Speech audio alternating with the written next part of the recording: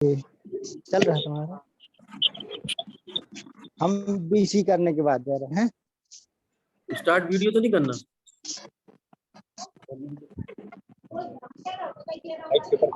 बोलेगा नोट करने के खत्म कर लेंगे। साथियों नमस्कार, मैं मनरेगा परिषद भोपाल से एस.के. अग्रवाल सहायक यंत्री सीटीआर के बारे में जानकारी दूंगा। पिछले हफ्ते जो सीटीआर की बीसी हुई थी उसमें जो जिलों से फीडबैक हम लोग को प्राप्त हुआ, उसके आधार पे कमिश्नर मैडम द्वारा पुनः निर्देशित किया कि सीटीआर की बीसी एक बार पुनः जिलों वालों के सामने प्रस्तुत की जाए, जिसमें आज की बीसी हम लोगों ने 2 भागों में ली। 5 संभाग सुबह लिए और 5 संभाग अभी शाम को 4:30 बजे से। मैं इसमें आप लोगों को सीटीआर के कुछ मुख्य कार्यों के बारे में आपसे चर्चा करूंगा। इसके बाद आपको कुछ फोटोग्राफ्स और वीडियो दिखाए जाएंगे। इसके बाद आपको एक छिंदवाड़ा की बावली रिपेयर्स का डेमो दिखाया जाएगा, जो छिंदवाड़ा जिला प्रशासन के द्वारा बड़े ही अच्छे ढंग से किया गया है। इसके बाद एक जयपुर का आपको वीडियो दिखाया जाएगा, जिसमें कैसे उन लोगों ने जल ग्रहण के अंतर्गत ग्रामीण क्षेत्र में कार्य किया है। एक वीडियो आपको दिखाया जाएगा रूफटॉप रेन वाटर हार्वेस्टिंग का। आप लोग इसको ध्यान से सुनिए और मेरा उसमें एक निवेदन है आप लोगों से कि आपके जो भी प्रश्न हो, इन प्रश्नों को आप बीसी समाप्त होने के बाद हम आप लोगों को पर्याप्त समय देंगे, उसमें आप एक एक करके अपने प्रश्नों का समाधान निकाल सकते हैं। कुछ प्रश्न आपके ऐसे हो सकते हैं कि जिनका निराकरण हम यहाँ नहीं कर पाए, उनको हम आपको ग्रुप के माध्यम से अवगत कराएंगे। सबसे पहले तो जो नॉर्मल टेम्पलेट हम लोग के द्वारा बनाए गए हैं सीटीआर के अंतर्गत, उसके बारे में मैं आप लोगों को जानकारी दे दूं। सबसे पहला है मॉडल तालाब, जिसकी मार्गदर्शी लागत है 13,92,252 रुपया। इसमें बंडी की लंबाई 108 मीटर एवं मैक्सिमम हाइट उसकी 5.30 मीटर ली गई है। इसमें मजदूरी एवं सामग्री का अनुपात 61:39 है। ये एकल की श्रेणी में आएगा, मतलब ये सामुदायिक कार्य की श्रेणी में आएगा। इसमें मैं आप लोगों को एक बात बताना चाहता हूं कि जो नॉर्मल टेम्पलेट में हम लोगों ने हर्टिंग जोन के कॉम्पैक्शन का प्रावधान रखा है। अभी जिलों से हम लोग के पास सुझाव आए हैं कि सर इसमें आप केसिंग का जो मटेरियल है उसमें भी आप कॉम्पैक्शन का प्रावधान करिए। तो हम यहाँ से उसमें सुधार कर रहे हैं, लेकिन अगर आप कोई तालाब का एस्टीमेट बनाते हैं तो उसमें आप केसिंग में भी कॉम्पैक्शन का प्रावधान कर सकते हैं। इसमें आपकी लागत जो भी आएगी वो 14 लाख के कुछ आसपास आएगी, 14,10,000 या 15,000 रुपया, आप उसको ऐड कर सकते हैं। दूसरा है artificial recharge of well through sand filter. व्यक्ति समुदाय समूहों के खुले कुओं के पुनर्भरण के लिए रेत फिल्टर का निर्माण। इसमें हम लोगों ने जो प्राकलन बनाया है 5 के समूह में बनाया है, जिसकी लागत है 82,173 रुपया। प्रति आर्टिफिशियल रिचार्ज की लागत है 16,435 रुपया, जिसका आकार है 3 metre by 3 metre by 3 metre. इसका अनुपात है 66:34। ये समूह में बनेगा, मतलब एक साथ आप इनके 5 और 10 के समूह में आप इनको बना सकते हैं। तीसरा काम है आपका बेंच ट्रेसिंग, सीढ़ी नुमा खेती, जो आमतौर पे पहाड़ी या ढाल वाली जहाँ खेती होती है वहां ली जाती है। इसकी लागत हमारी आई है 5 की संख्या में इसको बनाया है, जिसका आकार है 100 मीटर लंबी मेड़ ली है हमने, 5 मीटर चौड़ी ली है और उसकी एवरेज हाइट ली है हमने 0.5 मीटर। इसका भी अनुपात 72:28 है। ये भी आप समूह में बना सकते हैं। तीसरा है बोल्डर चेक। बोल्डर चेक की जो लागत है 46,392 रुपया है। ये भी हमने 5 के समूह में बनाया है, जिसकी प्रति इकाई की लागत जो है आपकी 9,278 रुपया है। इसका आकार जो है आपका 10 मीटर लंबा और ऊपर और टॉप और बॉटम की चौड़ाई जो है, बॉटम की जो है 4.5 मीटर और टॉप की है 0.5 मीटर, और इसकी 1 मीटर हाइट अपन को लेना है। इसका अनुपात है 77:33। बॉक्स ट्रेंच की संख्या में हमने 10 के समूह में बनाया है, जिसकी लागत है 28,149 रुपया। इसमें प्रति बॉक्स की लागत आ रही है 2,815 रुपया। इसमें हमने आकार लिया है 3 मीटर लंबा, 2 मीटर चौड़ा और 3 मीटर गहरा। इसका रेशियो आपको दिख रहा है 79/21। ये भी आप समूह में बना सकते हैं। स्टॉर्म वाटर ड्रेन, समुदाय के लिए डाइवर्जन स्टॉर्म वाटर ड्रेन, इसमें हमने 100 मीटर पक्की नाली का निर्माण किया है। इसकी लागत है 1,32,581 रुपया। ये आप लोगों ने पंच परमेश्वर सीसी रोड और नाली निर्माण के समय कई लोगों ने इस नाली को बनाया होगा। वही साइज, वही निर्देशन का पालन करते हुए हम लोगों ने उसी साइज को लिया है। इसका रेशियो है 18:82। नेक्स्ट है earthen check dam for community individual. इसकी लागत है 1,22,779 रुपया। इसमें हमने 25 मीटर लंबी बंड का प्रावधान किया है, जिसमें टॉप है 2.1, बॉटम है 1560 और हाइट है इसकी 3 मीटर। इसका रेशियो आपको दिख रहा है 86:14। अर्दन गली प्लग का है, जिसका एस्टिमेट है आपका 5 की संख्या में 23,676 का। इसमें जो रेशियो आ रहा है 82/18 का आ रहा है। गेबियन स्ट्रक्चर की लागत आ रही है 86,383 रुपया। इसको भी हमने 5 के समूह में बनाया है, जिसकी प्रति इकाई लागत आ रही है 17,265 रुपया। इसमें जो आपका रेशियो आ रहा है 12:88 का आ रहा है। नेक्स्ट है आपका मिनी पर्कुलेशन टैंकी की लागत जो आ रही है, ये फॉर कम्युनिटी के लिए है 4,17,970 रुपया।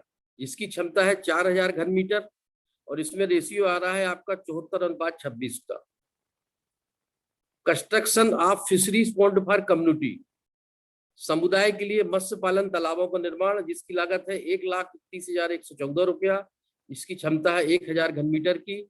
इसमें हमने आकार लिया है 20.5 बाई 20.5 बाई 3 मीटर।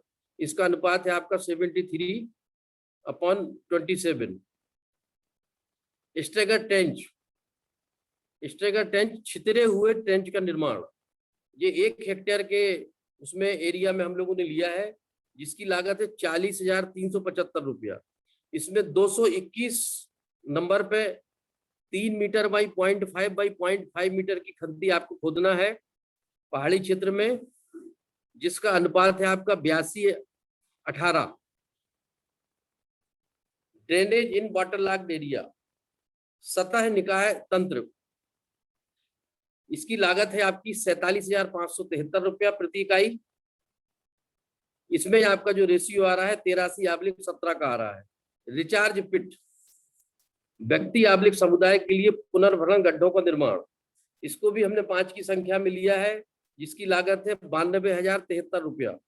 इसमें प्रति इकाई की लागत आ रही है 18,415 रुपया।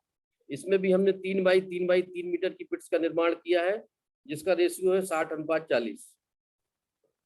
अंडरग्राउंड डाइक, ये एक नया कार्य है बहुत कम लोगों ने इसको किया है। सुबह जो बीसी में बहुत सारे प्रश्न इससे संबंधित पूछे गए। अंडरग्राउंड डाइक एक बहुत ही अच्छा कार्य है जल ग्रहण से संबंधित, जिसकी लागत है 37,761 रुपया, जिसको हमने 10 मीटर लंबाई में और इसमें टाइल पिट, जैसे अपन पडल में गड्ढा खोदते हैं उस आकार में इसको लिया गया है। इसकी हाइट भी 3 मीटर है। इसमें अपन डिटेल से इसमें अपन अभी चर्चा करेंगे। नेक्स्ट है सोक पिट की लागत है 14,667 रुपया। इसमें भी आपका अनुपात 60-40 का आ रहा है। इसके बाद सबसे महत्वपूर्ण roof top rain water harvesting. अभी जो सुबह गवर्नमेंट ऑफ इंडिया की जो बीसी हुई थी, उसमें ने roof top rain water harvesting के बारे में काफी जोर दिया है।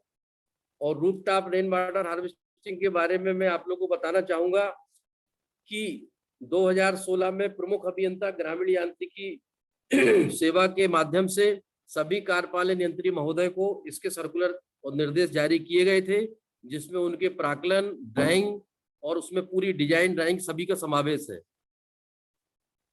क्योंकि 4 साल हो गए थे, इसलिए मैंने अभी पिछले सप्ताह में तारीख लगभग उसकी 10 या 11 रही होगी, मैंने 10 या 11 तारीख को सभी जिलों के कार्यपालन यंत्रियों को वही लिटरेचर पुनः मेल किया है। पूरा का पूरा लिटरेचर वही मेल किया है। उसी में से हमने इसको निकाला है, इसकी साइज, इसकी लागत, इसके बारे में भी अपन डिटेल से चर्चा करेंगे। इसमें जो आपका बिल्डिंग का रूफ एरिया है उसके हिसाब से इसमें अपन को कार्य लेना है, जैसे 100 वर्ग मीटर, 200 से 300 वर्ग मीटर और 1000 वर्ग मीटर। इसके बाद है आपका मेड़बंधान। मेड़बंधान के कार्य से आप लोग भली भांति परिचित हैं, ये कोई नया कार्य नहीं है। इसके बाद आता है आपका वाटर एब्जॉर्बेशन ट्रेंच, जल अवशोषण खंती। ये भी हमने 1 हेक्टेयर में ली है, जो 1 हेक्टेयर में 448 पिट्स आती हैं, जिनकी साइज है 3 मीटर, 0.5 × 0.5 मीटर। इसकी लागत है 57,015 रुपया। इसका रेशियो है 84/16। इसके बाद एक नवीन कार्य इसमें जोड़ा गया है, स्टेबलाइजेशन पॉन्ड, स्थिरीकरण तालाब, जिसकी लागत है 2,50,106 रुपया। इसमें आपको 4 पॉन्ड बनेंगे। एक बनेगा आपका एनारोबिक पॉन्ड, अवायवी तालाब, दूसरा बनेगा आपका फैकल्टेटिव पॉन्ड, वैकल्पिक तालाब, तीसरा बनेगा आपका म्यूचुरेशन पॉन्ड, परिपक्वता तालाब, और चौथा आपका जो आखिरी रहेगा वो बनेगा स्टेबलाइजेशन पॉन्ड, स्थिरीकरण तालाब। इसके बारे में भी अपन विशेष डिटेल में चर्चा करेंगे। तो इस तरह ये सारे टेम्पलेट, करीब 20 नॉर्मल टेम्पलेट हमने स्वीकर पर आप लोग को उपलब्ध करा दिए गए हैं। 2 टेम्पलेट जो है ये शाम तक आपको स्वीकर में अपलोड हो जाएंगे। ये ASTS की अभी कार्रवाई जिलों से प्रचलन में है, और शाम को या देर रात तक ये आपके स्वीकर पे आपको ये सारे के सारे टेम्पलेट दिखेंगे।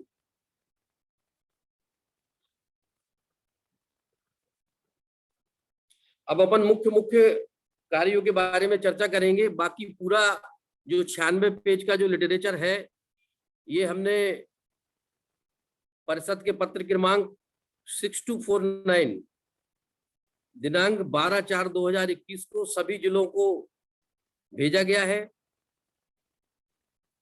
हो सकता है कि आप लोगों ने इसको पढ़ लिया होगा।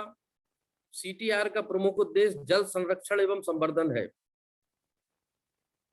नरेगा सॉफ्टवेयर में एक हितग्राही मूलक कार्य में अधिकतर 10 हितग्राहियों जॉब कार्ड की प्रविष्टि का प्रावधान, अर्थात कम लागत के लघु कार्यों को ग्रुप में स्वीकृत किया जावे। कई जिलों से ये मांग आ रही थी कि सर हितग्राही मूलक काम अगर हम एक लेंगे तो काफी बड़ी संख्या में हमको एस्टीमेट बनाने पड़ेंगे। तो आप लोग की समस्या को दृष्टिगत रखते हुए MIS वालों ने इसमें आवश्यक सुधार करते हुए अधिकतर 10 हितग्राही मूलक आपके जॉब कार्ड धारियों की प्रविष्टि का प्रावधान इसमें किया है, और एक साथ 10 जॉब कार्ड धारियों की इसमें एंट्री आपकी हो सकती है। TS जारी करने के समय में बचत की दृष्टिगत रखते हुए राज्य स्तर से नॉर्मल टेम्पलेट तैयार किए गए हैं, जो केवल मार्गदर्शी हैं। स्थल के अनुरूप, संरचना के अनुरूप एवं आवश्यकता के अनुरूप लंबाई, चौड़ाई, ऊंचाई में परिवर्तन कर प्राक्कलन तैयार कर TS जारी की जावे। उदाहरण स्वरूप एक ही स्थल पर आसपास के 5 हितग्राहियों की निजी भूमि में 25 गली प्लग बनाए जाना है, तब TS नंबर में सहायक यंत्री थोड़ा ध्यान देंगे इसमें CTR / ग्राम पंचायत / G25 जोड़ा जाए, जिससे ज्ञात हो सके कि यह TS 25 गली प्लग के कार्यों की है।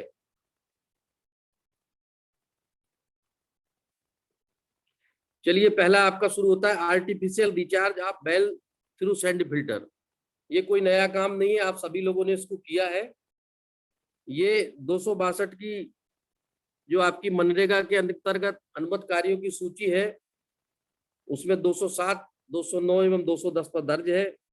इसकी अनुमानित लागत का मैं आपको पहले ही विवरण दे चुका हूं। इसके अलावा इसके जो उद्देश्य है और इसकी सावधानियां हैं, इस पर अपन चर्चा करेंगे।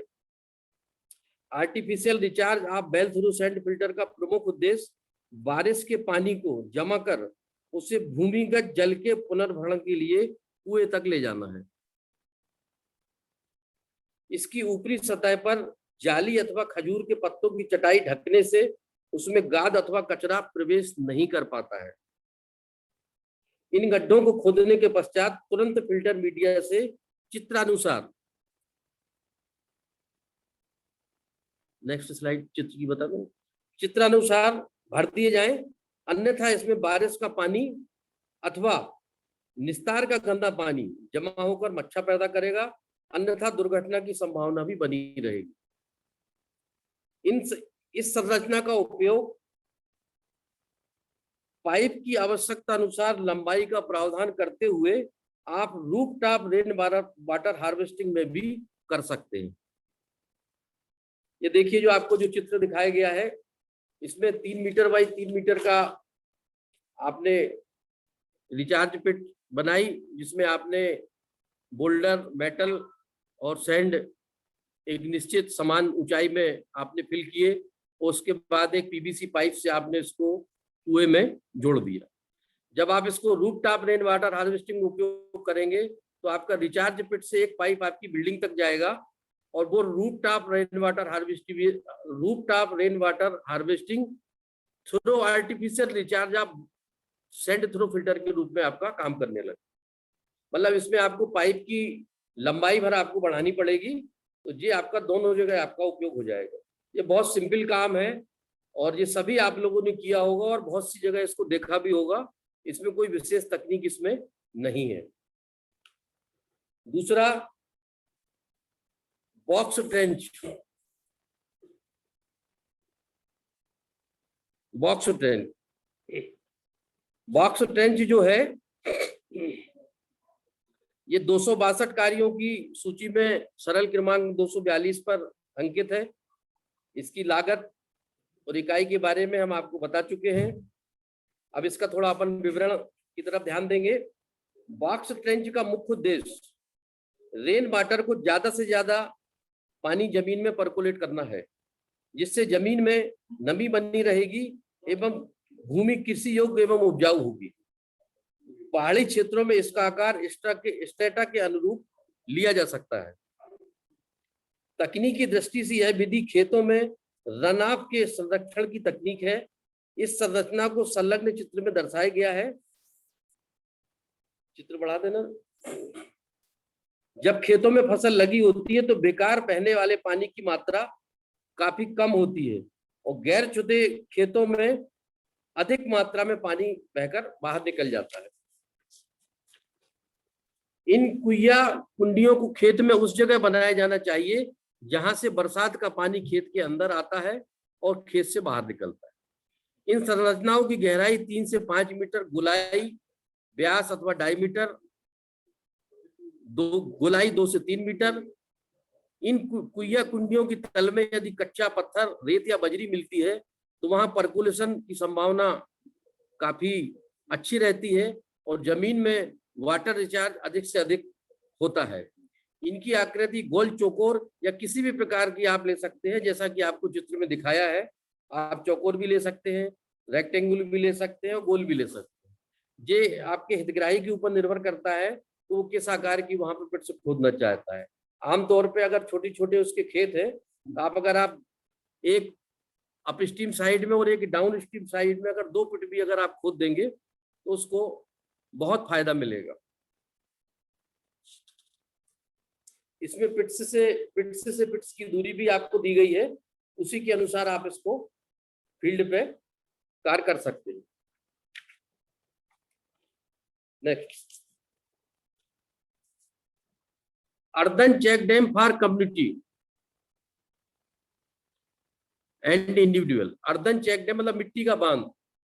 ये आपकी 262 अनुबंध कार्यों की सूची में 69 और 74 पर है। इसकी लागत 1,22,000 रुपया है, जिसमें हमने 25 मीटर लंबाई की तालाब जैसी एक बंड बनाई है। अर्दन चेक डैम ढलान वाले क्षेत्र में ढाल के विपरीत दिशा में मिट्टी का बांध बनाकर पानी को रोके जाने वाली विधि है। इस पानी की उपलब्धता के अनुसार खरीफ अथवा रबी या दोनों फसल लेने के लिए उपयोग में किया जा सकता है।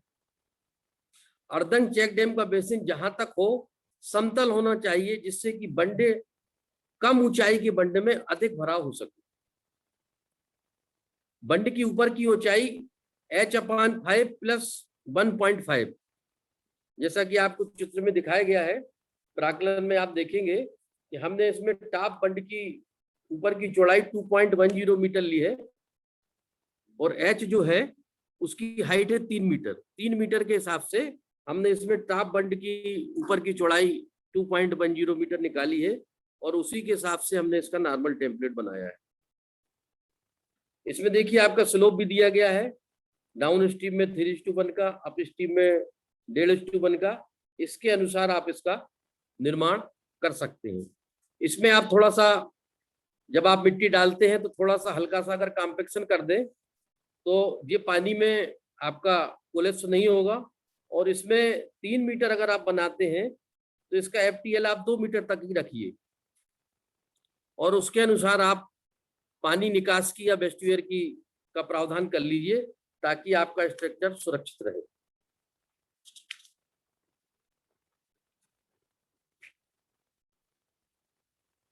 अर्धन गली फिलक, ये 262 कार्यों की सूची में 169 नंबर पर है। अर्धन गली प्लग आप लोगों ने RGM में बहुत बनाए होंगे। ये भी कोई नया कार्य नहीं है, एक सामान्य स्ट्रक्चर है।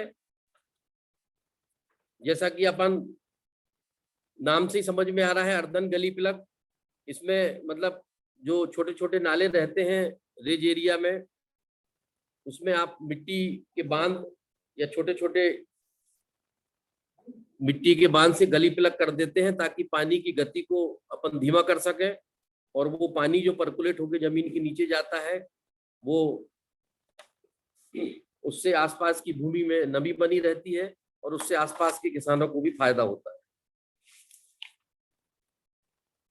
चित्र अनुसार आप इसका निर्माण कर सकते हैं। ये बहुत ही सामान्य कार्य है और इसमें मैं समझता हूँ इसमें कुछ भी नया बताने का नहीं है। नेक्स्ट है आपका स्टैगर्ड ट्रेंच फॉर कम्युनिटी। ये आपकी 262 कार्यों की सूची में 239 या 240 नंबर पर है, जिसमें हमने इसको 1 हेक्टेयर के हिसाब से इसकी संख्या आकलित की है, जिसमें 221 नंबर आते हैं। इसकी साइज है 3 मीटर बाई 0.5 बाई 0.5। ये ट्रेंच आप अगर ड्राइंग में देखेंगे तो इसमें हमने इसमें एक दूसरे से ट्रेंच की दूरी 5-5 मीटर दी है, हॉरिजॉन्टल और वर्टिकल। इसी के हिसाब से हमने इसका संख्या निकाली है। इसमें आप स्लोप के हिसाब से या कैच वर्षा के हिसाब से जहां पानी 3 से 5 मीटर ले सकते हैं। कम वर्षा वाले क्षेत्रों में जैसे हमने आपके उसमें लिखा हुआ है कि 600 से 800 मिलीमीटर जहां वर्षा होती है वहां 8 से 10 मीटर दूरी ले सकते हैं और अधिक वर्षा वाले क्षेत्र में आप 3 से 5 मीटर की दूरी ले सकते हैं। और पैरेलल में आप हॉरिजॉन्टल में इसकी दूरी भी आप 3 से 5 मीटर कर सकते हैं। ये कार्य भी आप लोगों ने बहुत किए हुए हैं और इसके बहुत अच्छे परिणाम निकलते हैं। इसका हमने सेक्शन भी आपको बना के दिया है। Next, recharge pit. Recharge pit जैसे कि नाम से ही समझ में आता है, व्यक्ति एवं समुदाय के लिए पुनर्भरण गड्ढों का निर्माण। ये आपके 262 कार्यों की अनुमत सूची में 190 एवं 191 नंबर पर अंकित है। ये हमने 5 के समूह में बनाया है, जिसमें प्रति इकाई की लागत 18,415 रुपये आती है। इसका रेशियो भी आपका 60:40 है। वाटर रिचार्ज पिट बनाने से हैंडपंप, कूप, घरों के छतों का पानी पुनः उपयोग में लाया जा सकता है, जिससे भूजल स्तर में वृद्धि होगी, साथ ही आसपास कीचड़ एवं गंदगी नहीं होगी। नलकूपों की तुलना में कुएं के पानी की कई गुना अधिक मात्रा जमीन के नीचे रिचार्ज की जा सकती है। अतः भूजल रिचार्ज के लिए कूपों को प्राथमिकता दी जानी चाहिए। रिचार्ज पिट से प्राप्त पानी में गाद एवं मिट्टी के बारीक कण मिले होते हैं, जिसके कारण कुएं की तली या दीवारों पर जमने से भूजल रिचार्ज की मात्रा घटने का अंदेशा रहेगा और अंत में वही रुक जाएगा। इसलिए गाद तथा मिट्टी के कणों को कुएं में जाने से पहले ही रोकना फायदेमंद होगा। इस संरचना का उपयोग भी आप पाइप की मात्रा की आवश्यकता अनुसार लंबाई का प्रावधान करते हुए roof top rain water harvesting में कर सकते हैं, जिसमें हम आगे आपसे चर्चा करेंगे। आप चित्र में देखिए, आपको रिचार्ज पिट का स्ट्रक्चर बताया गया है, जिसके पहले एक चेंबर भी आपको दिया गया है, जिसमें चेंबर में आपको इसमें एक सावधानी रखनी कि पहली बरसात का पानी आपको चेंबर के अंदर नहीं ले जाना है, ताकि उसमें छत में जितनी भी गंदगी और पत्ते अत्ते जो कचरा भी जमा होगा वो सब बाहर हो जाएगा। दूसरी बरसात का पानी आप चेंबर के अंदर से ले जाते हुए आप रिचार्ज पिट में प्रवेश करा सकते हैं। और रिचार्ज पिट में चेंबर देने का यही था कि इसके बाद भी अगर थोड़ी बहुत उसमें मिट्टी और पत्थर के कण आते हैं तो वो आपके चेंबर में रुक जाएंगे और बाकी आपका सिर्फ पानी जो है वो रिचार्ज पिट के माध्यम से आप जमीन में उसको पर्कुलेट कर सकते हैं। इसके बाद है आपका roof top rain water harvesting. Roof top rain water harvesting में जैसे मैं आपको बताया हूं कि इसमें जो प्रमुख अभियंता के यहाँ से पत्र क्रमांक 509/266 1/9/2016 को एवं 29/9/2016 को ये प्रमुख अभियंता के यहाँ से आप लोगों को जारी किया गया था। सुविधा की दृष्टि से मैं सभी कार्यपालन यंत्रियों को इसका पूरा लिटरेचर, करीब ये 35 पेज का है, मैं सभी कार्यपालन यंत्रियों के ईमेल पर इसको पुनः प्रेषित कर दिया हूं। आप लोग वहां कार्यपालन यंत्री के कार्यालय से इसको प्राप्त कर लें, इसको पढ़ लें और उसके अनुसार ही आप इसमें कार्य करें। उसमें आप देखेंगे इसमें 4 विधियां दी गई हैं। Roof top rain water harvesting की तकनीकी जो विधियां हैं वो 4 विधियां हैं। पहली है roof top rain water harvesting through recharge pit, पुनर्भरण पिट, गड्ढा द्वारा छत से प्राप्त वर्षा जल का संचयन। यह तकनीक 100 वर्ग मीटर क्षेत्रफल वाली छतों के लिए उपयुक्त है। मतलब जिन आपकी सरकारी बिल्डिंगों का छत का एरिया 100 वर्ग मीटर है उसमें ये तकनीक जो है आपकी बिल्कुल सही फिट बैठती है। तो आप अपने हिसाब से जिन बिल्डिंगों का आप roof top rain water harvesting कर रहे हैं उसमें आप अपने छत का एरिया आप निकाल लेंगे। उसके हिसाब से इन 4 कैटेगरी में जो भी आपका फिट होता है उसके हिसाब से हमने नॉर्मल टेम्पलेट दिए हैं। उन नॉर्मल टेम्पलेट का उपयोग करके आप उसका कार्य आप कर सकते हैं। दूसरा इसमें कार्य है roof top rain water harvesting through recharge trench, पुनर्भरण खाई ट्रेंच द्वारा छत से प्राप्त वर्षा जल का संचयन। ये 200 से 300 वर्ग मीटर जिन बिल्डिंग का एरिया है, या आप एक साथ 2 या 3 बिल्डिंगों को ज्वाइंट करके अगर उसमें लेना चाहें तो ये जो विधि है ये उसके लिए बहुत उपयुक्त है। तीसरा है roof top rain water harvesting through existing tubewell और हैंडपंप, मौजूदा नलकूप द्वारा छत से प्राप्त वर्षा जल का संचयन। ये भी 200 से 300 वर्ग मीटर के लिए है। ये कुओं और जो कुओं के लिए है ये विधि बहुत उपयुक्त है। तीसरी है आपकी roof top rain water harvesting through abundant dug well, मतलब जो कुएं हैं जो सूख चुके हैं, जो परित्यक्त कुएं हैं, उनके द्वारा छत से प्राप्त वर्षा जल का संचयन है। ये विधि ऐसे भवनों के लिए है जिनका रूफ एरिया 1000 वर्ग मीटर है, अर्थात जिन छतों का एरिया बड़ा है या ज्वाइंट में आप एक साथ लेना चाहते हैं, उस वर्षा का पानी आप जो आपके पुराने परित्यक्त कुएं हैं उसमें आप कर सकते हैं, तो वो कुएं आपके जीवित हो जाएंगे। देखिए पहला है roof top rain water harvesting through recharge pit. जैसा कि मैं आपको बताया था कि आपका जो रिचार्ज पिट वाला सेक्शन है उसमें पाइप की आवश्यक मात्रा का प्रावधान करते हुए इस स्ट्रक्चर का निर्माण कर सकते हैं। इसमें देखिए आप वर्षा जल सतही अपवाद के रूप में बहकर नष्ट हो जाने से पहले सतह या उपसतह के एक्वीफर में एकत्रित या संचित किए जाने के तकनीक को रेन वाटर हार्वेस्टिंग कहते हैं। ग्रामीण क्षेत्रों में विभाग द्वारा निर्मित किए गए भवनों की छतों से प्राप्त वर्षा जल व्यर्थ चला जाता है। यह जल एक्वीफर में रिचार्ज किया जा सकता है। अब 100 वर्ग मीटर जिस बिल्डिंग का एरिया है, देखिए उसमें दिया हुआ है कि कैसे बरसात का पानी छत में आ रहा है, छत से आप उसको रिचार्ज बिट में वर्कलोड करते हुए आप प्रवेश कर रहे हैं। ये बहुत सामान्य कार्य है, लेकिन इसके परिणाम बहुत लाभदायक है भविष्य में। इसमें कोई विशेष तकनीक नहीं है, इसको आप आसानी से कर सकते हैं। इसका हमने नॉर्मल टेम्पलेट भी आपके स्पीकर पे डाल दिया है, आप उसको देख के और उसका उपयोग कर सकते हैं। दूसरा है आपकी roof top rain water harvesting through existing tubewell, मतलब जो आपके नलकूप हैं उनके लिए है। इसमें आपको एक चेंबर का प्रावधान किया गया है। जो छत से जो पानी आएगा प्लास्टिक की पाइपलाइन के थ्रू, उसमें एक चेंबर का प्रावधान किया गया है और उस चेंबर के माध्यम से उस चेंबर में जितने भी आपके कंकड़ पत्थर मिट्टी हो में जम जाएगी और उसके बाद शेष पानी जो छना हुआ या साफ पानी है वो आपकी ट्यूबवेल में चला जाएगा और ट्यूबवेल के माध्यम से आप इसका उपयोग दैनिक उपयोग में कर सकते हैं। तीसरा है आपका परित्यक्त कुओं द्वारा छत से प्राप्त वर्षा जल का संचयन। ये 1000 वर्ग मीटर वाले छतों के लिए है। इसमें भी कोई विशेष तकनीक नहीं है, सीधा आपको छत से पाइप ले जाके आपको ट्यूबवेल में ऐड करना है। अगर आपको इसमें लगता है कि बीच में हमको एक चैम्बर की आवश्यकता है तो आप एक आवश्यकता अनुसार इसमें चैम्बर का निर्माण कर सकते हैं और उसके बाद जैसे रिचार्ज पिट के में चैम्बर का प्रावधान किया है उसी प्रकार से आप इसमें एक चैम्बर का प्रावधान करते हुए एक कुएं में आप पाइपलाइन के थ्रू पानी नेक्स्ट इसका भी हम आपको एक वीडियो भी दिखाएंगे। और इसमें मेरा आपसे एक बार पुनः निवेदन है कि आज जो भारत सरकार की बीसी हुई थी इसमें roof top rain water harvesting के लिए विशेष रूप से निर्देशित किया गया है।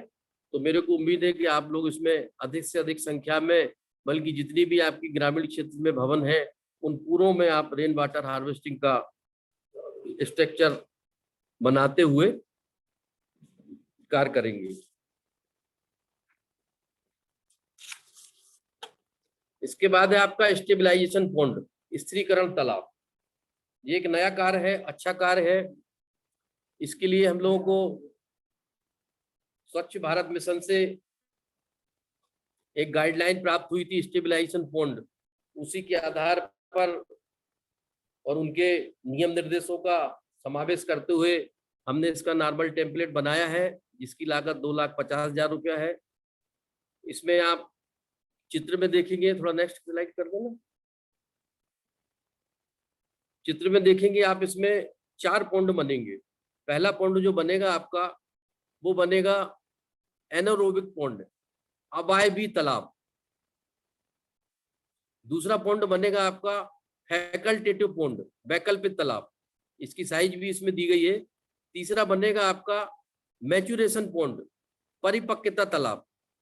और चौथा बनेगा आपका स्टेबलाइजेशन पॉन्ड, स्थिरीकरण तालाब। ये सभी आपके मिट्टी के बनेंगे, इसमें कोई आपको पक्का स्ट्रक्चर नहीं बनाना है और ये आपको गांव से एक निश्चित दूरी पर बनाना है जहां आपकी आवास खत्म हो जाते हैं। अपशिष्ट स्थिरीकरण तालाब जैविक सामग्री को कम करने और अपशिष्ट जल से रोग जनकों को हटाने के लिए अपशिष्ट जल उपचार के लिए डिजाइन किए तालाब हैं। यह मिट्टी के ढांचों द्वारा सीमित मानव निर्मित अवसाद है। अपशिष्ट स्थिरीकरण तालाब में एक और अपशिष्ट जल या प्रभावकारी प्रवेश करता है और तालाब में कई दिनों तक रहने के बाद यह प्रभाव के रूप में दूसरी तरफ से बाहर निकल जाता है। इसके दौरान उपचार प्रक्रियाएं होती हैं। इसका उपयोग अक्सर मल और औद्योगिक अपशिष्ट के उपचार के लिए किया जाता है। आप लोग देखेंगे जो बड़े बड़े इंडस्ट्रियल एरिया है, खासकर जो चमड़े के उद्योग हैं, उसमें इनका उपयोग होता है। चमड़े के जो बड़े बड़े कारखाने हैं उनका जो वेस्ट वाटर निकलता है उसमें भी स्टेबलाइजेशन पॉन्ड का उपयोग होता है। इसको अगर आपको और डिटेल में देखना हो तो आप गूगल में जब जाएंगे और स्टेबलाइजेशन पॉन्ड करके आप सर्च में मारेंगे तो आपको डिटेल लिटरेचर आपको इसमें मिल जाएगा। अपशिष्ट स्थिरीकरण तालाबों में प्राकृतिक उपचार प्रक्रियाएं शामिल होती हैं, जिसमें समय लगता है क्योंकि हटाने की दर धीमी होती है। स्थिरीकरण तालाब ग्रामीण क्षेत्रों में जहां लार्ज अनयूजुअल लैंड, जो घरों से दूर हो, वहां पर बनाने चाहिए। यह कम लागत और कम मेंटेनेंस वाले तालाब। स्थिरीकरण तालाब चित्रानुसार ग्राम में आबादी से दूर बनाना उचित होगा। आप नीचे देखिए, इसमें चित्र दिए गए हैं। पहला आपको एनारोबिक पॉन्ड दिया गया है, जिसकी साइज आपको दी गई है 3 metre by 3 metre by 3 metre. दूसरा दिया गया है फैकल्टेटिव पॉन्ड, जिसकी साइज दी गई है 10 बाई 10 बाई 1.50। तीसरा दिया गया है मैच्योरेशन पॉन्ड, परिपक्वता तालाब, जिसकी साइज भी आपको दी गई है 10 बाई 10 बाई 1.5। और मेन है आपका स्टेबलाइजेशन पॉन्ड, जिसकी साइज आपको दी गई है, एवरेज साइज है उसकी 20.5 बाई 20.5 बाई 3 मीटर। इसकी TSAS की कार्रवाई 95 है और देर रात तक ये आपको नॉर्मल टेम्पलेट के रूप में उपलब्ध हो जाएगा।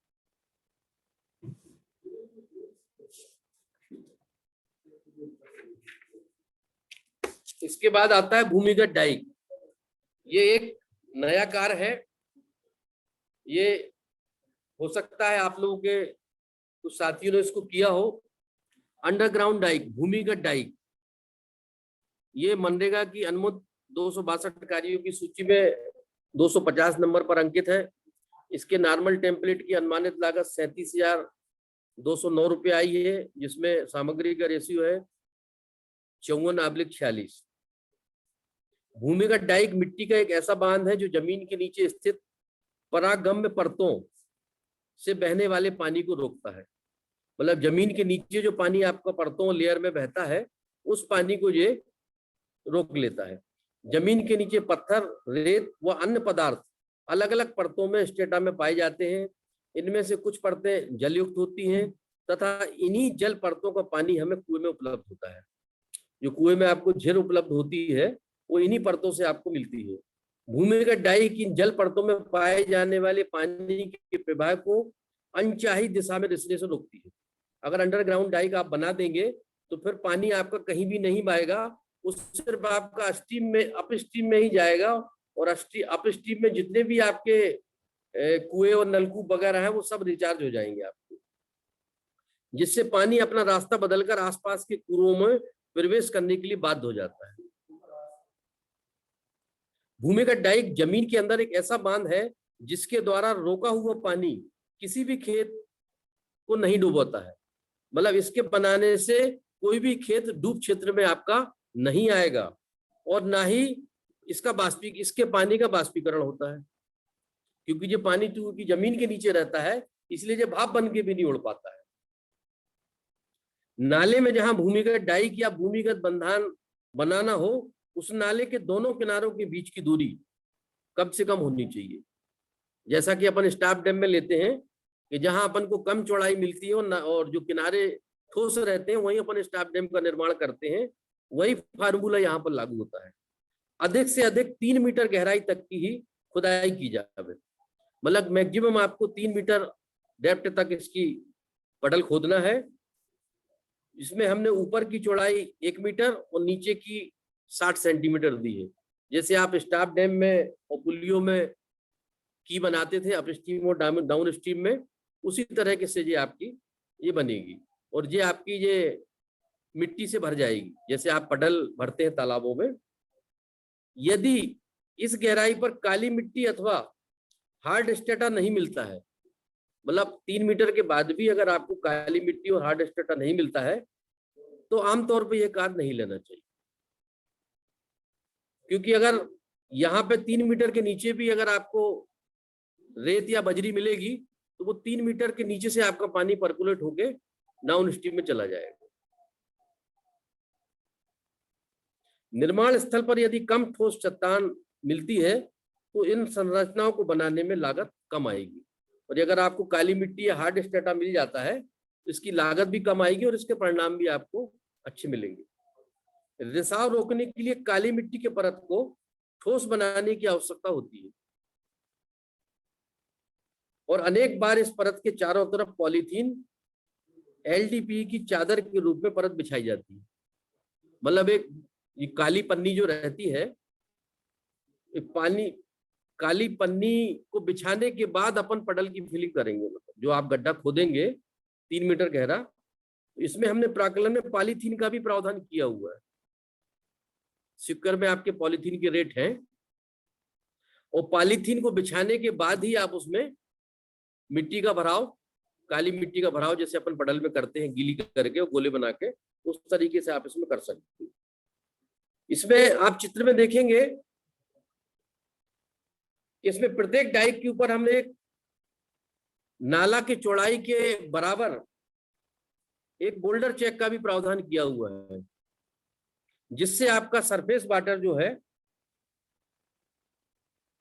जमीन के नीचे आपका पानी आपका बोल्डर चेक से टकराएगा, उसका प्रभाव कम होगा और आपका नीचे वो परत में चला जाएगा। परत में जाने के बाद जहां आपने भूमिगत डाइक बनाई है और वहां जाके रुक जाएगा और अपस्ट्रीम के पूरे एरिया को आपको रिचार्ज कर देगा।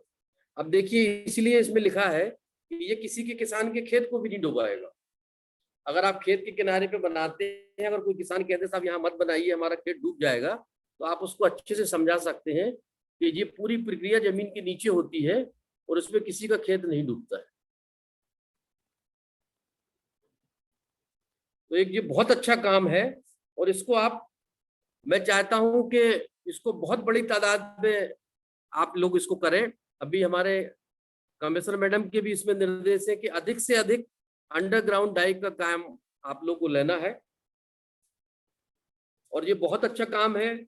सुबह जो 5 संभागों की जो बीसी हुई थी, उसमें भी लोगों ने इसमें काफी इंटरेस्ट लिया है, और उन लोगों ने आश्वासन दिया है कि हम जो बहुत बड़े पैमाने पर इस डाइक का निर्माण करेंगे। मेरी भी जिलों के कई असिस्टेंट इंजीनियर से बात हुई, उन लोगों ने भी आश्वासन दिया है कि सर जी कार्य बहुत अच्छा है और हम इस कार्य को करेंगे। इसके बाद आता है आपका वाटर एब्जॉर्प्शन टैंक, जल अवशोषक खंती। इसका नॉर्मल टेम्पलेट हमने 1 हेक्टेयर के हिसाब से बनाया है। आपके पास जितनी जमीन फील्ड में उपलब्ध हो उसके हिसाब से आप इसमें आवश्यक परिवर्तन कर सकते हैं। इसमें आपके 262 अनुमत कार्य की सूची में ये 242 नंबर पर है, जिसमें हमने 1 हेक्टेयर में 448 खंती ली है। आप चित्र में जैसा देखेंगे कि इसकी साइज भी जो है 3 metre by 50 centimetre by 50 centimetre है। कहीं कहीं लिटरेचर में या पुरानी जो यहाँ से लिटरेचर जारी हुए हैं उसमें 50 की जगह 60 सेंटीमीटर भी लिया गया है, और गहराई 60 सेंटीमीटर भी ली गई है। इसमें आप देखेंगे चित्र में ये सारा ये काम आप लोग कर चुके हैं। ये पूरा आपका जो कार्य है, एक खंती के नीचे दूसरी खंती होती जाती है। जब एक खंती पानी में भर जाती है तो उसका पानी दूसरी खंती पे आता है, और एक निश्चित अंतराल के बाद हॉरिजॉन्टल और वर्टिकल में उसकी दूरी देते हुए एक खंती का आप निर्माण कर सकते हैं। मैं समझता हूं कि ये एक ऐसा कार्य है जो प्रत्येक इंजीनियर ने अपने ग्रामीण क्षेत्र में किया होगा। इसमें बहुत कुछ ज्यादा मेरे समझता हूँ आप लोगों को बताने की आवश्यकता नहीं है, ड्राइंग से ही आप लोग को क्लियर हो रहा होगा। इसमें जैसा आपका मौके पर साइज है उसमें आप आवश्यकता अनुसार इसमें खंतियों की संख्या में परिवर्तन आप इसमें कर सकते हैं। इसके बाद आता है भूमि सुधार के अंतर्गत मेड़बंधन। ये कार्य भी आप लोगों ने बहुत बड़े पैमाने पे किया है। इसमें आपके 262 अनुमत कार्यों की सूची में ये 15 एवं 16 नंबर पर है। इसको अलग अलग स्टेटा के अनुसार बनाया जाता है। इसमें हमने 2 नॉर्मल टेम्पलेट आपको उपलब्ध कराए हैं, एक काली मिट्टी का और एक मोरम वाला। दोनों में हमने बंडी की जो लंबाई है वो 100 मीटर ली है। मेड़ बंधाने के जो निर्देश हैं आपके 84 शासन के पत्र क्रमांक 8404 के हिसाब से भूमि विकास मद में और भूमि शिल्प में आप इसका निर्देश पढ़ते हुए मेड़ बंधान का आप कार्य कर सकते हैं। जैसा कि आपको चित्र में दिखाया गया है, ये 2 अलग अलग सेक्शन है मेड़ बंधान के। एक काली मिट्टी वाला सेक्शन भी आपको दिया गया है नॉर्मल टेम्पलेट में एक मुरम वाला। और इसकी काली मिट्टी की ऊंचाई और मुरम की ऊंचाई में बहुत ज्यादा अंतर नहीं है। काली मिट्टी की हाइट आप 83 सेंटीमीटर ले सकते हैं, वहीं मुरम की हाइट जो है बंडी की आप 0.75 मीटर ले सकते हैं। ऊपर की जो चौड़ाई है आप 1 फुट से लेकर 2 फुट तक ले सकते हैं, और इसका आयतन जो है आप निकालने में आपको कोई कठिनाई नहीं आएगी। ये कार्य तो मेरे ख्याल से एक सामान्य सभी लोग कर चुके हैं, काफी बड़े पैमाने पर हुआ है। बीच में इसमें शासन स्तर से रोक लगाई गई थी और रोक पुनः हटा ली गई है। अब आप इसको ग्रामीण क्षेत्र में किसानों के खेत में आवश्यकता अनुसार कर सकते हैं। देखा ना चित्र, ये देखिए। हाँ, ये आपका ट्रेंच का स्टेगर ट्रेंच का फोटो जो है आपको दिखाया गया, बहुत अच्छे तरीके से इन लोगों ने बनाया है। बकायदा हॉरिजॉन्टल और वर्टिकल डिस्टेंस का भी इनने प्रावधान किया है और बड़ा सुंदर देखने में ये लग रहा है।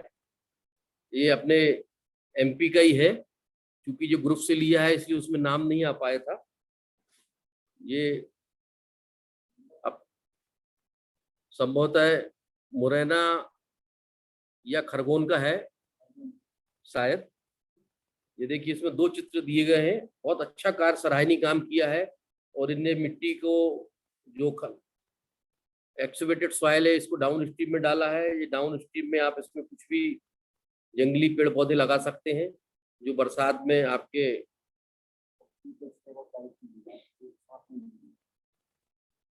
बड़ा अच्छा काम है। जिसने भी किया है वो बधाई का पात्र है। इसमें दूसरा चित्र जो है आपका देखिए, ये भी पहाड़ी पे लिया गया है। ये वाटर एब्जॉर्प्शन टैंक के नाम से लिया हुआ है।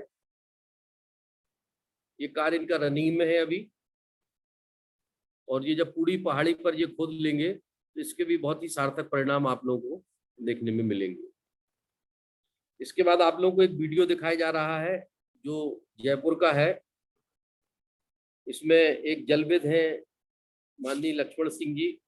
उनने काफी मेहनत करके 40-50 गांव के समूह में जल संरक्षण का कार्य किया है। हो सकता तकनीकी खराबी के कारण आप लोगों को इसको आप लोग थोड़ा ध्यान से देखिए। Please start.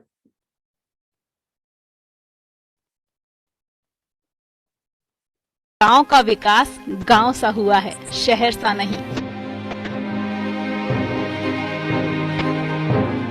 क्योंकि अगर गांव भी शहर बन जाएंगे तो फिर गांवों की अहमियत कहाँ रह जाएगी। कहानी एक ऐसे किसान की जिसने बदल दी 50 गांवों की तकदीर।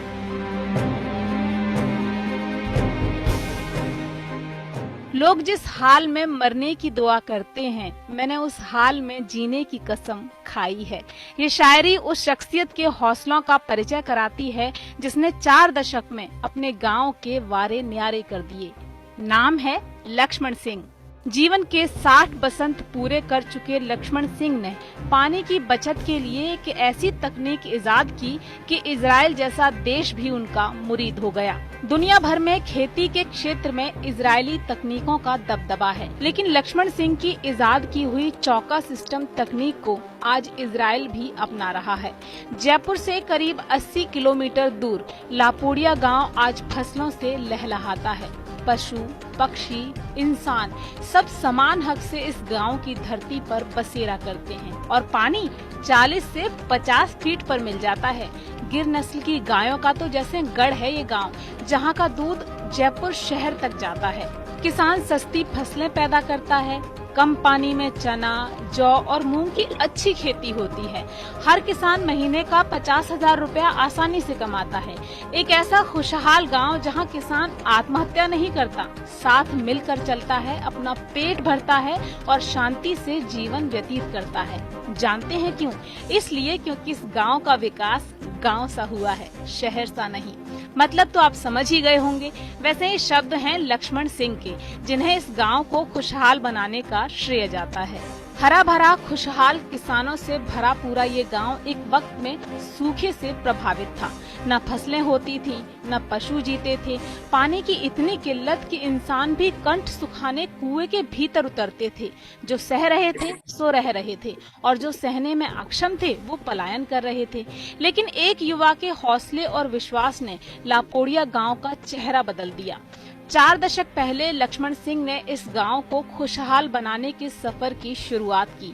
पहले कुछ हादसात आए, फिर गांव संग हुआ और आज 58 गांव एक साथ जल, जीव और भूमि संरक्षण के काम को साकार कर रहे हैं। साल 1977 में लक्ष्मण सिंह ने गांव के युवाओं को साथ लेकर लापोड़िया में ग्राम विकास नवयुवक मंडल नाम से एक समूह बनाया, जिन्होंने गांव-गांव जाकर लोगों को जागरूक किया और श्रमदान के लिए प्रेरित किया। गांव के लोगों का सामूहिक प्रयास और मेहनत रंग लाए और देखते ही देखते सूखे का दंश झेलने वाला ये गांव पानी, फसल और जीवों से भर गया। बरसात के पानी की बचत के लिए लक्ष्मण सिंह ने चौका सिस्टम तकनीक इजाद की। इस तकनीक में जमीन पर छोटी छोटी क्यारियां बनाकर बरसात के पानी को रोका जाता है। इन क्यारियों में बारिश का 9% तक पानी रुक सकता है। आज लापोड़िया समेत आसपास के 58 गांव इस तकनीक से उन्नति की राह पर हैं। ये चौका सिस्टम यहाँ के लिए पेयजल स्रोत तैयार करने का एक नायाब तरीका साबित हुआ है, जो इंसान, पेड़ पौधों, फसलों और जीव जंतुओं सभी की प्यास बुझाने में सक्षम है। उपजाऊ मिट्टी है जो फसलों के रूप में किसानों को सोना देती है। पशुओं के लिए हरे भरे चारागाह हैं जो पशुओं को पोषक आहार देते हैं और पशु अपने पालकों को अच्छा दूध। 100 के ऊपर यहाँ कुएं हैं। 40 ऐसे तालाब हैं जिनका पानी कभी सूखता ही नहीं। एक लापोड़िया गांव से शुरू हुआ चौका सिस्टम आज 58 गांवों को खुशहाल बनाए है। तभी तो इजराइल भी इस तकनीक का कायल हुआ और अपने देश में इसे लागू किया।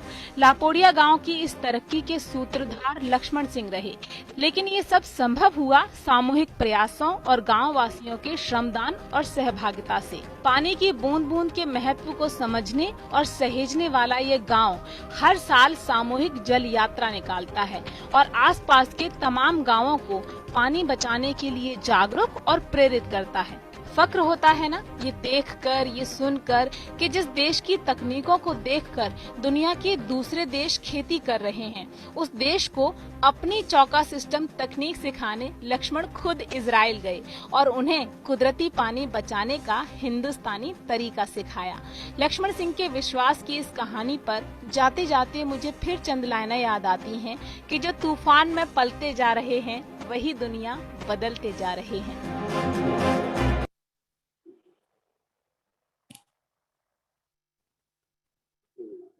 छिंदवाड़ा वाली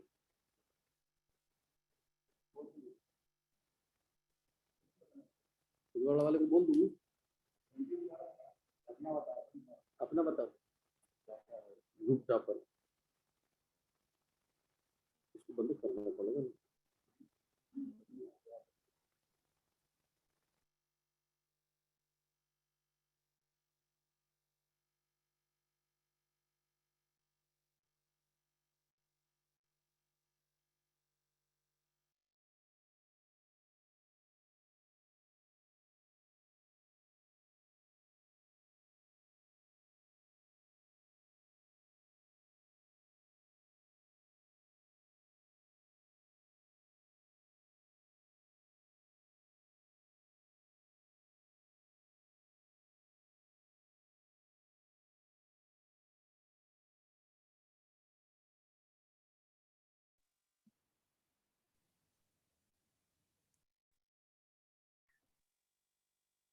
अब आपको एक रेन वाटर हार्वेस्टिंग का वीडियो दिखा रहे हैं हम, कृपया ऐसे ध्यान से देखें।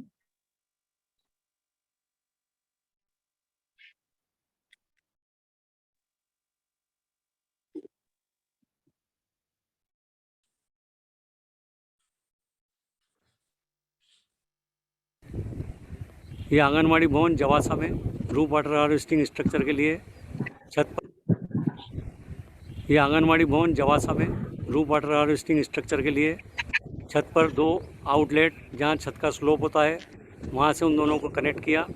ये पहला आउटलेट है उसमें टी लगाई गई है ताकि पानी ओवरफ्लो होने पर वो निकल जाए।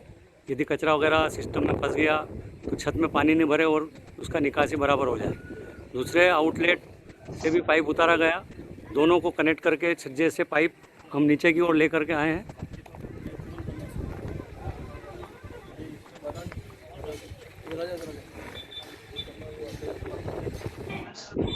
ये पाइप नीचे की ओर ला करके इसमें जो सिस्टम लगाया गया है, एक ड्रेन वाल्व लगाया गया है,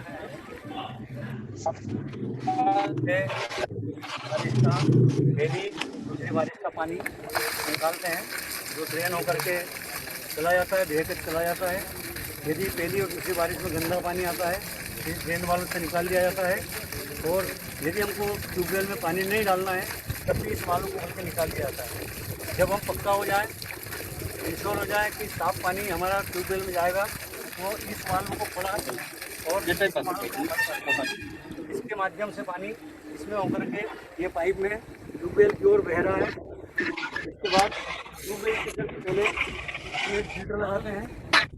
इस फिल्टर की लंबाई कुल 4 फीट है और 150 mm का पाइप है। इसके अंदर 3 तरह का फिल्टर मीडिया भरा होता है। इन्वर्टेड फिल्टर होता है 0 से 6 mm के, 6 से 12 mm, 12 से 20 mm के फिल्टर मीडिया डाला जाता है। इस फिल्टर के दोनों ओर एक टी इधर लगी है, एक टी उस साइड लगी है। इस टी को हम बैक वाश टी कहते हैं। इसमें कभी हमको फिल्टर की सफाई करना हो तो उस टी से पानी डाल करके इस टी से निकाल देते हैं ताकि गंदगी निकल जाती है, तो पानी हमारा साफ हो जाता है।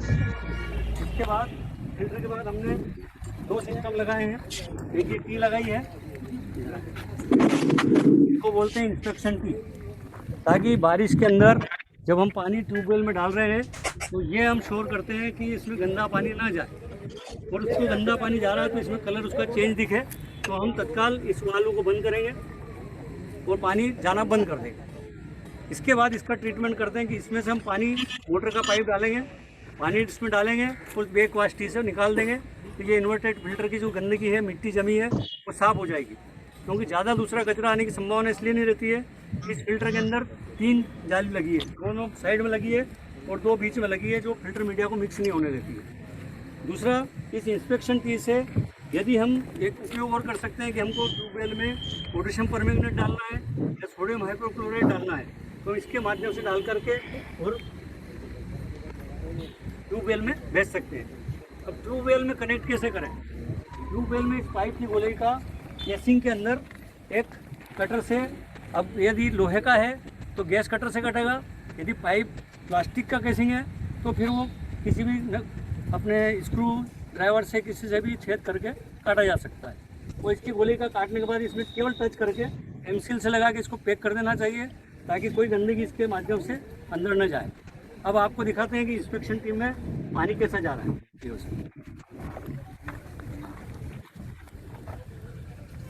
वो मग्गा तो लिया ना, पानी देख लें सीधा की कैसा। दूसरा, ट्यूबवेल में पानी जा रहा है क्योंकि इसमें हैंडपम्प लगा हुआ नहीं है तो इसमें भी देखा जा सकता है पानी जा रहा है। अन्यथा की स्थिति में बिल्कुल पैक हो जाता है। ट्यूबवेल भी अंडरग्राउंड होते हैं, केवल मोटर तो बाहर निकला रहता है पाइप, या इस पर हैंडपम्प लगा रहता है।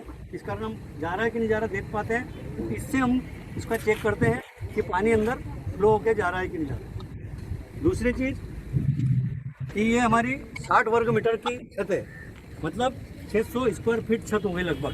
तो 60 वर्ग मीटर और पानी हमारा 0.8 मीटर गिरता है। वर्षा हमारी 0.8 होती है तो 60 गुणित 0.8 करते हैं, 48,000 घन मीटर पानी, 48,000 लीटर पानी इसके अंदर चला जाता है। तो एक परिवार के लिए करीब करीब 2 माह का यूज़ इसमें करता है। दूसरी चीज़ कि ये रिचार्ज करना इसलिए आवश्यक है कि हम गहरे एक्यूफर से पानी भूजल का निकाल रहे हैं और उस पानी की क्वालिटी में मिनरल्स मिलते हैं, वो पानी का टेस्ट बिगाड़ देते हैं, या तो खारा करेंगे या हार्मफुल करेंगे। तो ये जो वर्षा का पानी आता है ये बिल्कुल स्वादहीन पानी होता है, ये उसमें मिक्स होकर के उसकी क्वालिटी को चेंज करके बेहतर बनाता है। कड़वा पानी हो या खारा पानी हो उसको मीठे पानी में कन्वर्ट करता है। ये हमारे लिए बहुत जरूरी होता है क्योंकि हम एक गहरे एक्यूफर से पानी निकाल रहे हैं, उसमें मिनरल्स मिले होते हैं। यदि हम डाइल्यूशन कर दें उसका तो वो पानी हमारे लिए उपयोगी हो जाता है। दूसरी चीज़ ये ट्यूबवेल जो है इसके लिए ये क्योंकि महंगा होता है और एक कम डायमीटर का होता है। कभी भी यदि इसमें मिट्टी चली गई, कुछ करी गई, तो जो मकान मालिक है या जो ट्यूबवेल का मालिक है उसको रिचार्ज करने के लिए घबराता है। इसलिए ज़रूरी है कि हम उसको पूरा कंसेप्ट क्लियर करें कि इसमें कुछ भी नहीं आता है। इस फिल्टर का उपयोग केवल ये है कि केवल कचरा नहीं जान देना, ताकि ये आरओ का काम नहीं करता है। यदि यही फिल्टर हम यही सिस्टम कुएँ में लगाते हैं तो इस फिल्टर की आवश्यकता नहीं है, सीधा पानी अपन डाल सकते हैं। तो कुएँ में भी गंदा चला भी गया तो कर सकते हैं।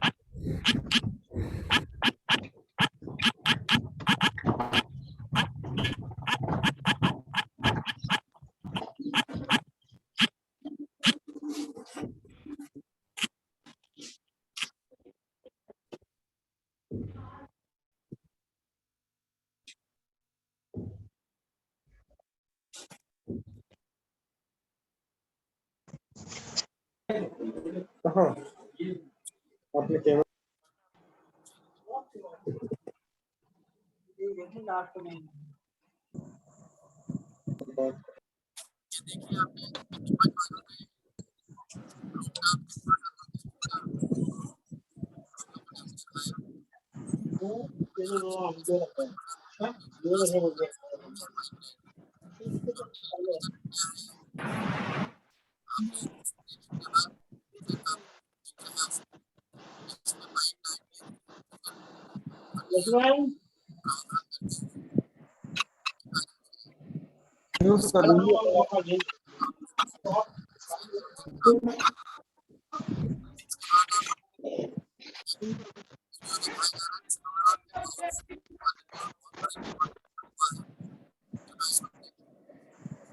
साउंड क्लियर नहीं है।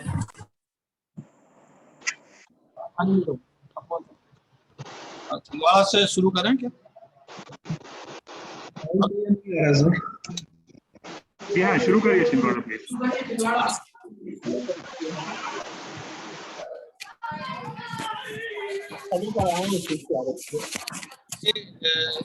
दक्षिण में मुंगेर जनपद में लगभग 7 किलोमीटर दूर देवगढ़ किला स्थित है।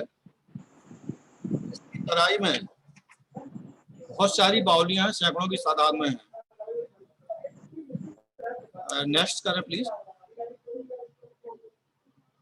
Next slide.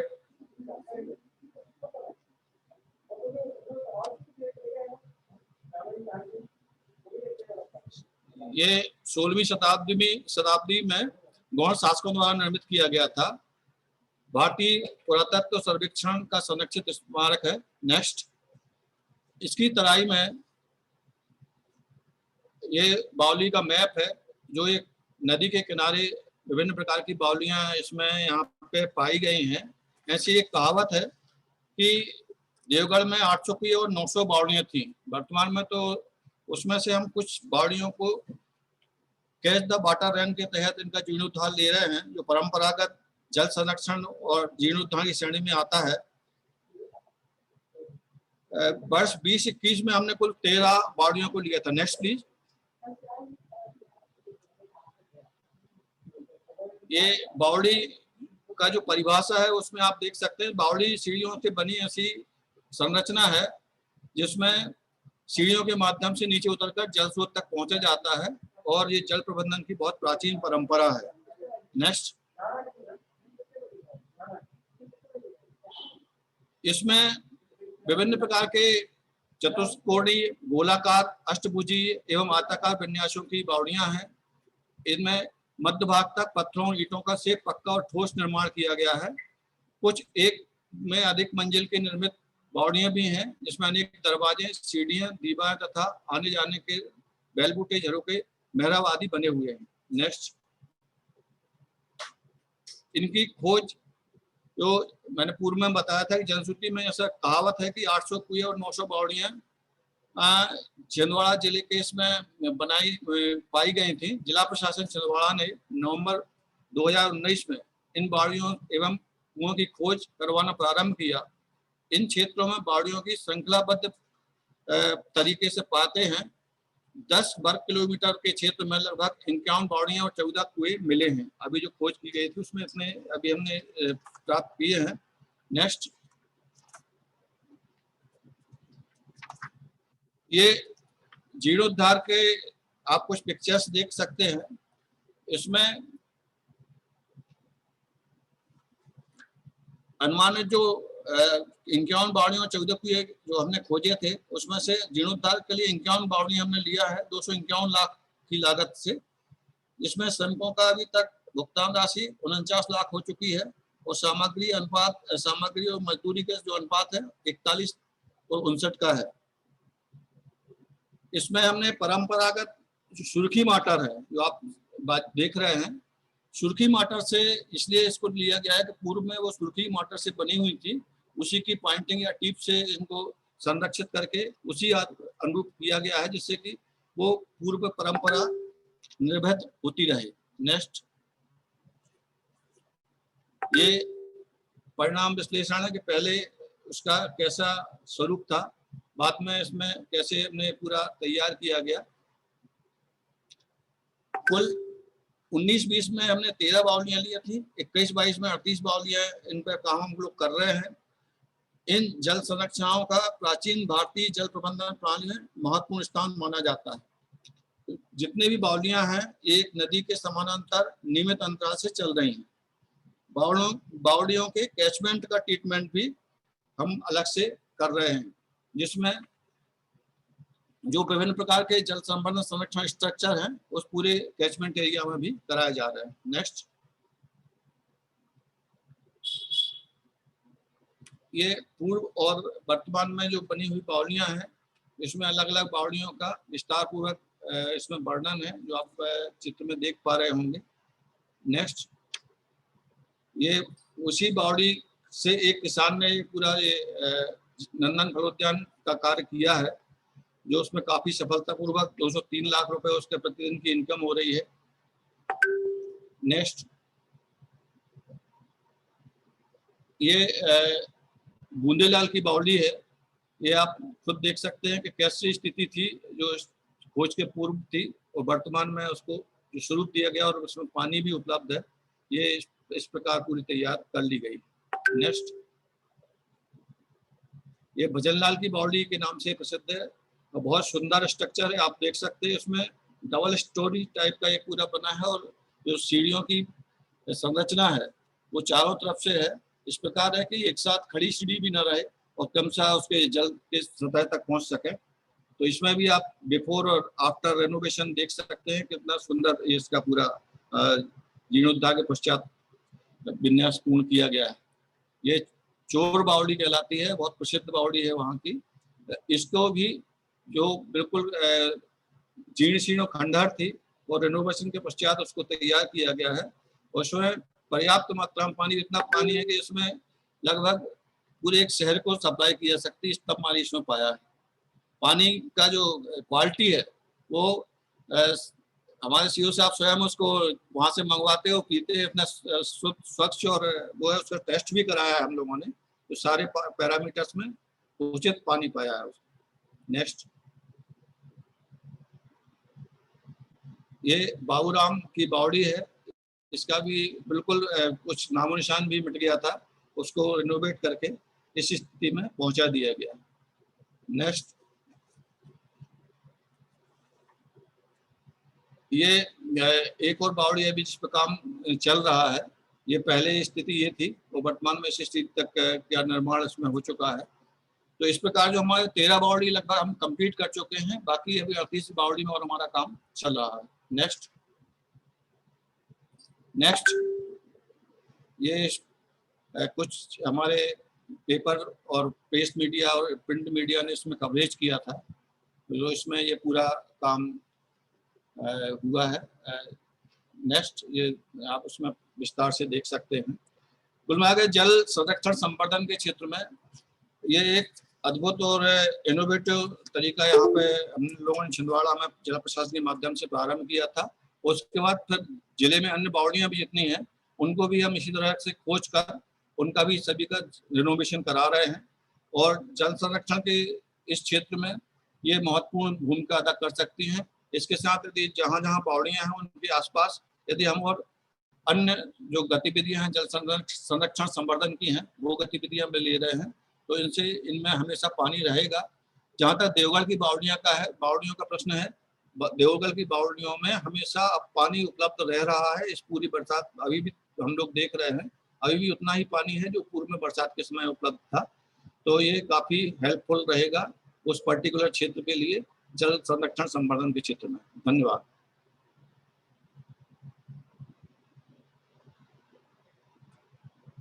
कोई प्रश्न इसमें होगा तो जरूर पूछ सकते हैं।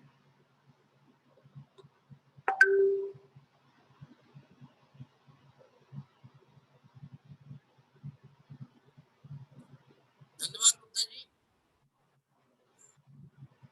कोई आवाज नहीं आ रही है।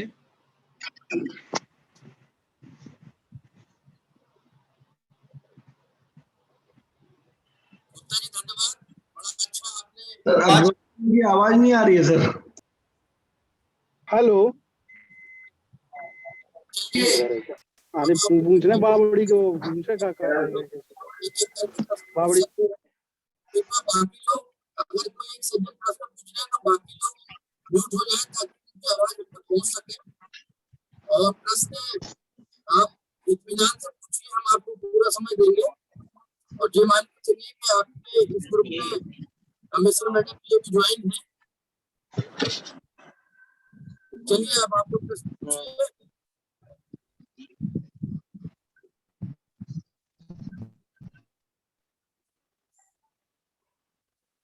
सर अंडरग्राउंड डाइस की वो नॉर्मल टेम्पलेट अभी है नहीं उसमें। अंडरग्राउंड टाइप का नॉर्मल टेम्पलेट आपको रात को 8 बजे तक उपलब्ध हो जाएगा। हमको बना लिया है, वो जिले में हमने एएसटीएस के लिए भेजा है, जैसे वहां से आएगा हम आपको नॉर्मल टेम्पलेट उपलब्ध करा देंगे।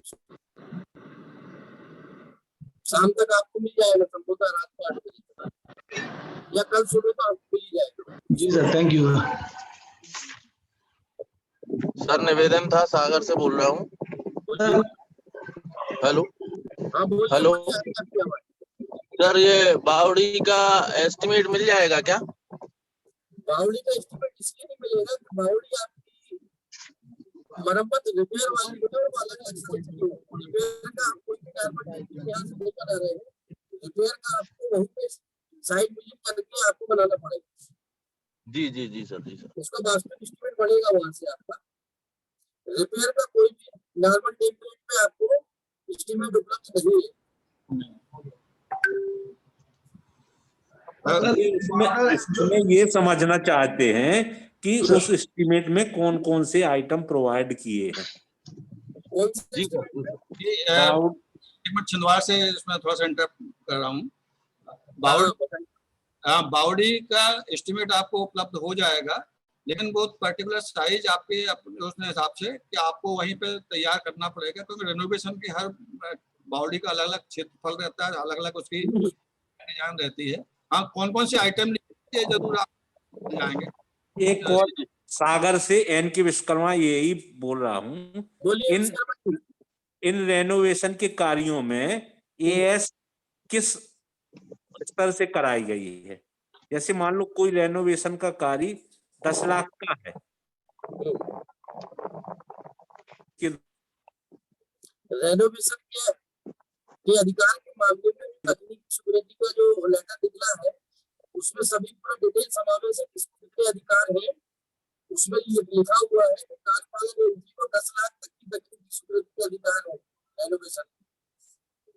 इससे ऊपर के जो अधिकार है वो अधीक्षण एजेंसी। और आवाज नहीं आ रही है। ये सर फिर से बोले सर, आवाज नहीं आ रही। सर आवाज नहीं आ रही सर, एक बार और बोल दें। ये रेनोवेशन की आवाज क्लियर नहीं आ रही। आवाज क्लियर नहीं आ रही, साउंड बहुत कम है सर आपका। सर आवाज गूंज रही है।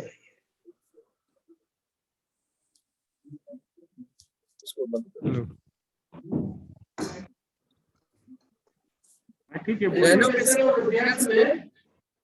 हाँ सर, क्लियर है, बोलिए। कार्यपालक एजेंसी को 10 लाख तक की तकनीकी स्वीकृति के अधिकार है। इसके ऊपर का अगर आपको एस्टीमेट जाता है तो वो अधीक्षण एजेंसी और अभियंता को जाएगा।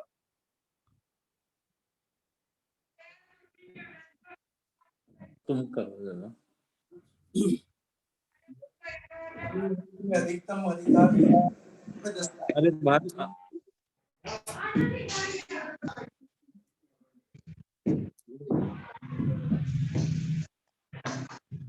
और कोई सज्जन?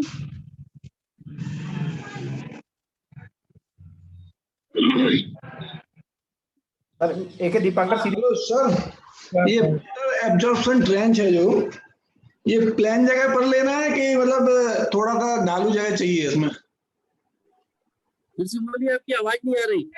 सर वाटर एब्जॉर्प्शन ट्रेंच है जो, हाँ, जो प्लेन जगह पर लेना है कि इसको अपन मतलब पहाड़ी क्षेत्र या ढालू जगह चाहिए अपन के इसके लिए? वाटर एब्जॉर्प्शन ट्रेंच जी उसमें जो लिटरेचर आपने भेजा है, सर, आवाज नहीं आ रही है बिल्कुल भी समझ में। उसका जो लिटरेचर आपने भेजा है, जी जी उसको एक बार पढ़ लीजिए आप, उसमें सब लिखा हुआ है।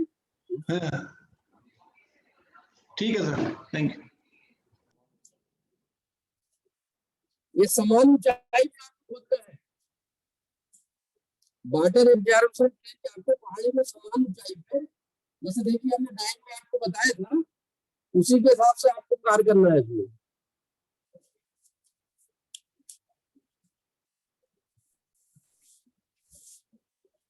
दो मिनट होल्ड करिएगा,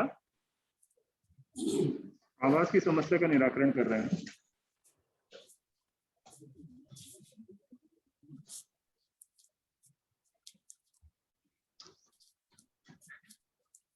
हाँ बताइए।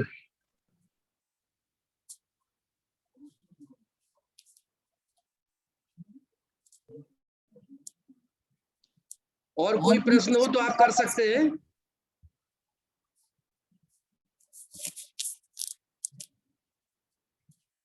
अगर आपका कोई प्रश्न है तो कृपया उसको करिए अनम्यूट करके। सागर से एन के विश्वकर्मा। हाँ बोलिए विश्वकर्मा जी।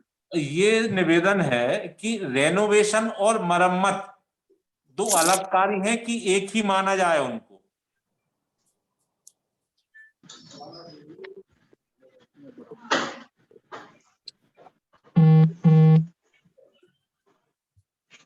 ये दोनों एक ही कार्य है, रेनोवेशन और रिपेयर दोनों एक ही श्रेणी में आएंगे आपके।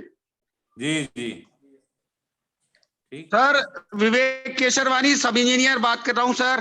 प्रश्न एक सर।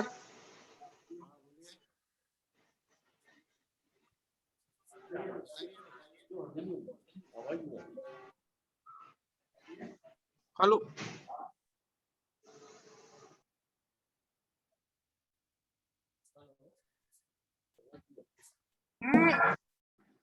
हेलो सर, एक दीपांकर सीधी से बोल रहा हूँ। हेलो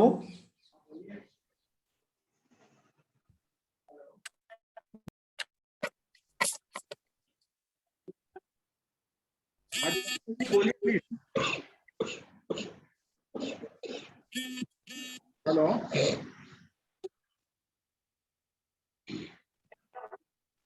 सर, सागर से सब इंजीनियर सर। प्रश्न है सर। बोलिए बोलिए। सर ये बावड़ी वाले जो सर एस्टीमेट है सर, इसमें सर टास्क रेट तो नहीं आ पाएगा ना सर? बिकॉज ये तो अपना सर जैसे पुरातत्विक में सर धीरे धीरे खोदना पड़ेगा, नहीं तो संरचना पुरानी टूट जाएगी सर। तो सर इसमें फिर कैसे प्रावधान करेंगे सर? इसमें आप एक काम करिए, ये छिंदवाड़ा का एस्टीमेट उन्होंने बोला है कि हम 1-2 दिन में उपलब्ध करा देंगे। जी सर। फिर हम आपको छिंदवाड़ा का नंबर भी आप दे देंगे, या अपने सूत्रों से आप छिंदवाड़ा का नंबर ले लीजिए, उनसे थोड़ा आप तकनीकी मार्गदर्शन ले लीजिए। Sir sir sir thank you sir, thank you. हम लोग भी उनसे परामर्श कर लेंगे। सर सर आपका कहना सही है कि वहाँ ज्यादा खुदाई करने में से मतलब मूर्तियां वगैरह अगर निकलती हैं तो वो क्षतिग्रस्त हो सकती है। हाँ सर, पुरानी संरचना टूट सकती है सर। हाँ, तो वो आपका कहना सही है ना? तो आप उनसे परामर्श कर लीजिए कि उनने किस हिसाब से काम किया है सर। सर है ना? फिर अपन उस पर अपन निर्णय करेंगे। Sir thank you sir.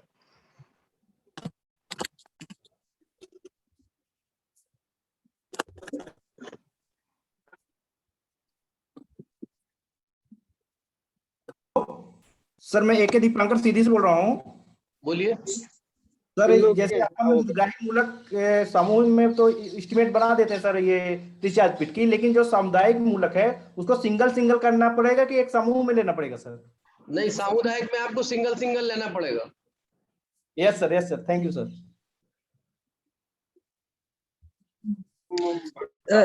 Sir एक प्रश्न था।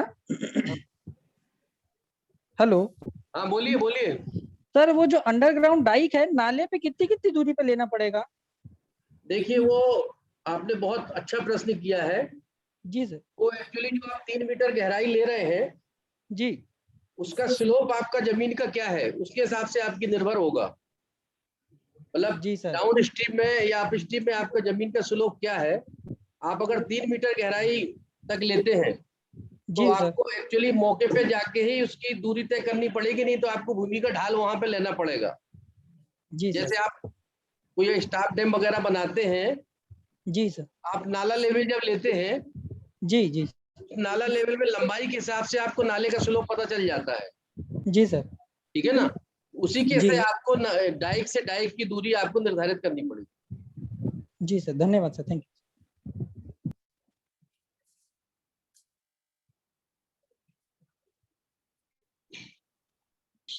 हेलो हेलो हेलो सर, मैं प्राची द्विवेदी मंडला बोलिए से बोल रही बोलिए।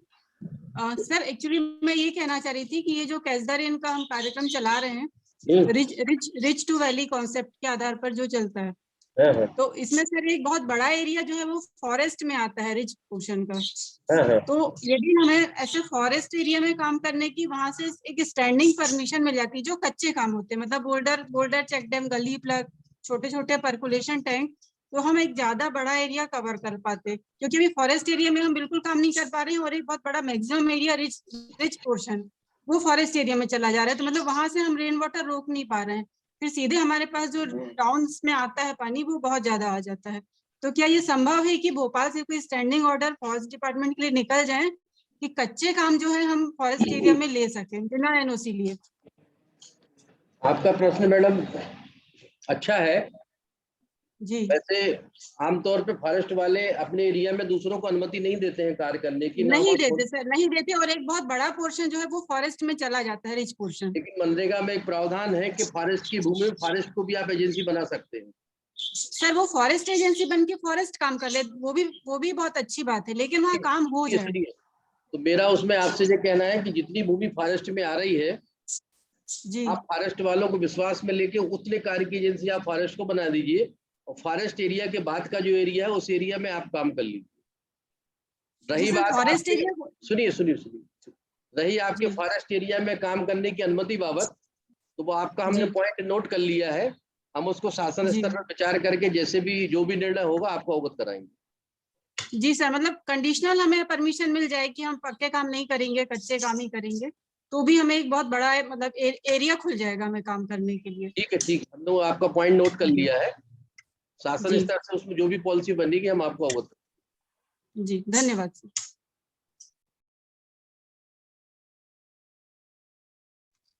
हेलो राघवन सिंह सर, छतरपुर से निवेदन कर रहा था सर। बोलिए छतरपुर। सर ये जो सर जीर्णोद्धार और मरम्मत के कार्य है सर, तो इसकी प्रशासकीय स्वीकृति और अनुमति सर कैसी क्या लेना है सर, उसका थोड़ा सा अगर ब्रीफिंग कर देते तो बहुत उचित रहता सर। देखिए जो राज्य स्तर से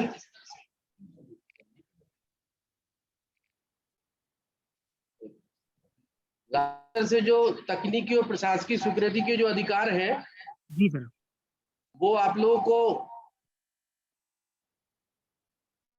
जिलों में भेजे जा चुके हैं जी। और उसमें मैं आप लोगों को बता दूं कि 15 लाख तक की तकनीकी स्वीकृति के अधिकार नवीन कार्यों में सहायक यंत्री को है, वाटर बॉडी को छोड़ के। मतलब जो जल संरचना के कार्य है उसमें सहायक यंत्री को तकनीकी स्वीकृति के अधिकार नहीं है। जी सर। सर प्रशासकीय स्वीकृति के जो अधिकार है जी, वो आपकी ग्राम पंचायत को है जी। जीर्णोद्धार और मरम्मत के कार्यों के लिए भी सर बता रहा हूँ मैं आपको पूरे बता दूं। जीर्णोद्धार और मरम्मत के कार्य में जो है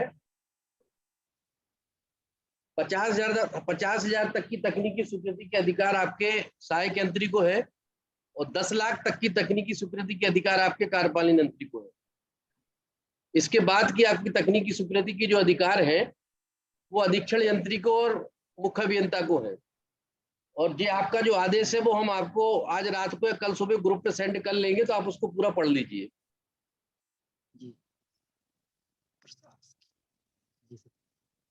और सर प्रशासकीय स्वीकृति का सर? प्रशासकीय स्वीकृति की जो अधिकार है वो लेटर जो वो है मैं आपको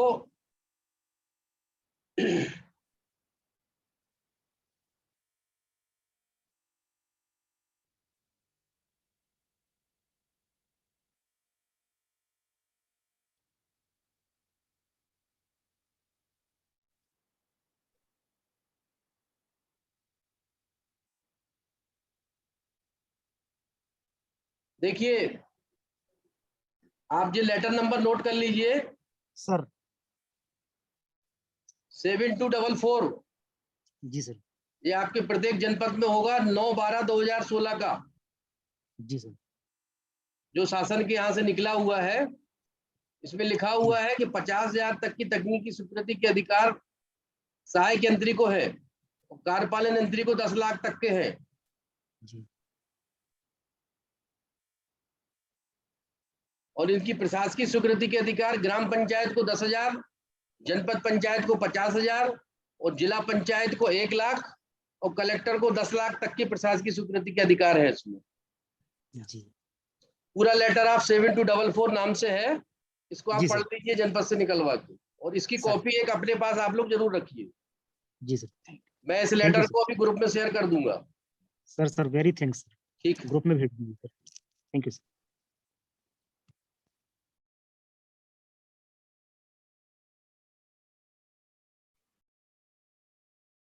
हाँ सर, नमस्कार सर। हेलो।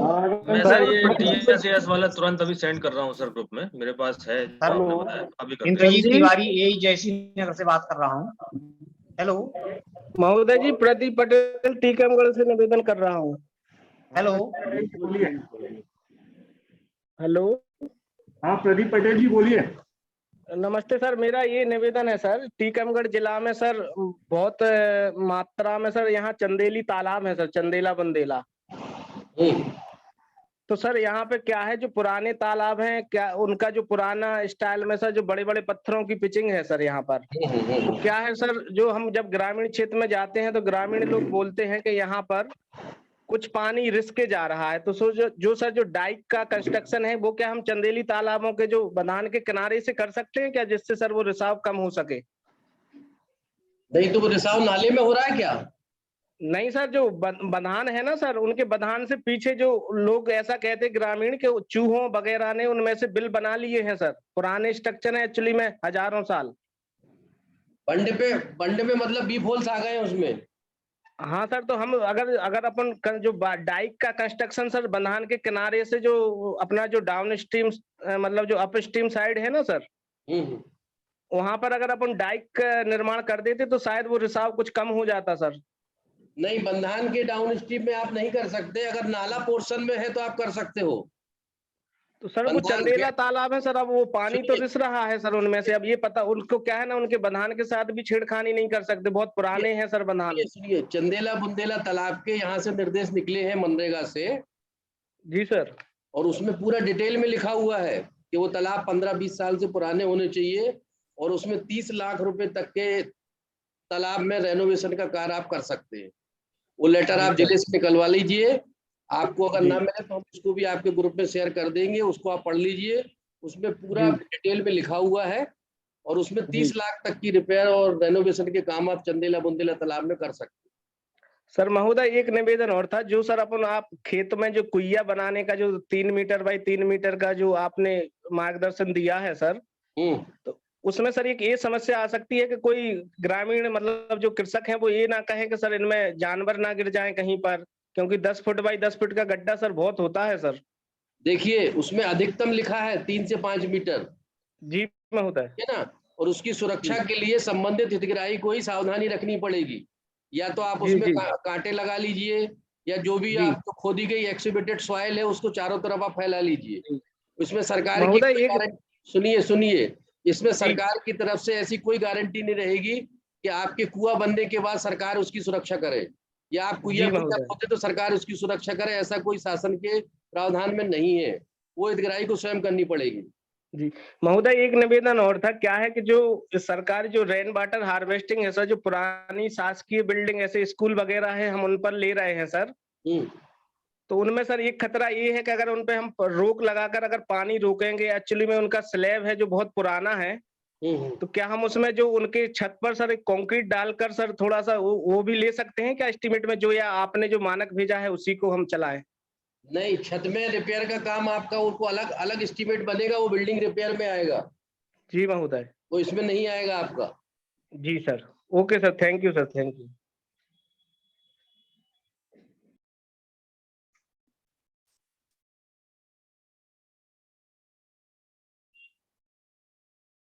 और कोई सज्जन, और कोई प्रश्न?